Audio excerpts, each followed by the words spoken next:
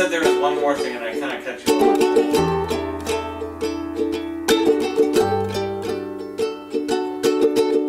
About the same guy, maybe? No, I don't know, maybe not. Oh, yeah, his medical. 2 jumps in a week. I bet you think that's pretty. He said he had, Don't you? he'd been going to this doctor because he had bladder cancer. And he would go in there and the doctor would burn his bladder cancer off. And then a year or so later he'd go in for a checkup and they'd do it again. And I guess this went on 2 or 3 years. And so finally the doctor said, well, I think maybe we ought to check you over more thoroughly. So they sent him to Mount Shasta Hospital there and they did x-rays on him and everything. And they said, called him in and says, Jim, you better make out your will because you haven't got too long to live. He says, your bladder cancer has spread up your kidney. It's taken out the one kidney and we don't know where else it's spread. And it's not under control. We don't know what to do. And he says, well, I want you to refer me to someone else. And he says, Jim, it's not repairable. Nothing we can do. And so, live with it. Jim says, no, I'm not going to die from this. You should send me something. So he says, finally they decided that they'd send him to, I think, UC Davis Hospital.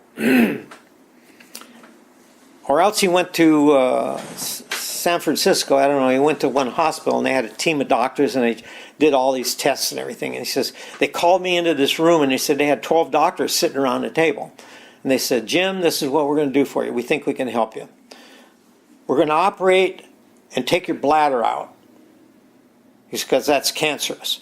He says, while we do that, we're going to take 1 foot of your intestine out and we're going to build you a new bladder with your intestines.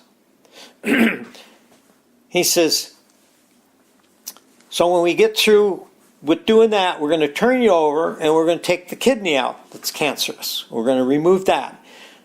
He says, then by the time we get that done, they're going to have the bladder built for you. So we're going to turn you back. We're going to put this new bladder in. And we're going to connect it to the ureter of the other kidney so that you'll be able to pass your urine. And you'll have to wear a diaper after that. But we think if the way we repair it, you will have your ability to urinate.